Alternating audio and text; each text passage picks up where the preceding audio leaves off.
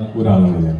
അപ്പോൾ അപ്പോഴൊക്കെ വിജയത്തിലും പരാജയത്തിലും അവഹേളനകളിലും ഒക്കെ ആസിഫിനോടൊപ്പം നിന്നതിന് നിങ്ങൾ അടിച്ച കയ്യടി ഒരു പ്രാവശ്യം കൂടെ നിങ്ങൾക്ക് വേണ്ടിത്തന്നെ അതൊരു ചെറിയ കാര്യമല്ല. ആസിഫ് ഒറ്റ വാക്കിൽ പറഞ്ഞാൽ ആസിഫ് ഒരു ഗുഡ് ബുക്കാണ്. സിനിമ പഠിക്കാൻ ആഗ്രഹിക്കുന്നവർക്ക്, സിനിമയിൽ എന്തെങ്കിലും ആകണം എന്ന് ആഗ്രഹിക്കുന്നവർക്ക്, അവർക്ക് മാത്രമല്ല ജീവിതത്തിൽ ഏതെങ്കിലുമൊക്കെ ലെവലിൽ ഒന്ന് ശ്രദ്ധിക്കപ്പെടാവുന്ന സ്വന്തമായിട്ടൊരു മാർക്ക്, ഒരു അടയാളം ഉണ്ടാക്കണം ജീവിതം കൊണ്ട് എന്ന് ആഗ്രഹിക്കുന്നവർക്കുള്ള ഒരു ഗുഡ് ബുക്കിന്റെ പേരാണ് ആസിഫ് അലി എന്ന് എനിക്ക് തോന്നിയിട്ടുണ്ട്. കാരണം അതിനൊന്നാമത്തെ കാര്യം അദ്ദേഹം ആൾക്കാരെ ഡീൽ ചെയ്യുന്ന രീതി. ഇപ്പൊ എന്റെയൊക്കെ അടുത്തേക്ക് ഒരാൾ പരിചയപ്പെട്ട് വരുമ്പോൾ ഞാൻ കീറി മുറിച്ച് പരിശോധിച്ചിട്ടാണ് ഒരാളെ എന്റെ സ്നേഹിതനാക്കുന്നത്. ആസിഫ് അലി അങ്ങനെയല്ല, വരുന്നതെല്ലാം എടുക്കും, എന്നിട്ട് ആസിഫിന്റെ ഒരു രീതിയിലേക്ക് അവരെ മാറ്റുകയാണ് ചെയ്യുന്നത്. അങ്ങനത്തെ ഒരു വല്ലാത്ത മാജിക് ബുക്കാണ് ആസിഫ്.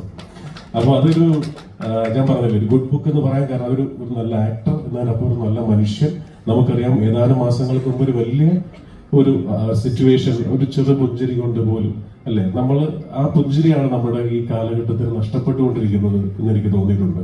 ആ പുഞ്ചിരികൾ എന്നും നമ്മുടെ ചുണ്ടിൽ ഉണ്ടാവട്ടെ, എന്നും അത് സമാധാനം കൂടുതലാക്കി ഉണ്ടാക്കട്ടെ, എന്നും ഇപ്പോൾ ഉള്ള സ്നേഹത്തെക്കാൾ കൂടുതൽ സ്നേഹത്തോടു കൂടി ആസിഫ് അലിയെ നിങ്ങൾ പറ്റിപ്പിടിച്ച് നിൽക്കട്ടെ എന്ന് ഒരുപാട് പ്രാർത്ഥിക്കുന്നു.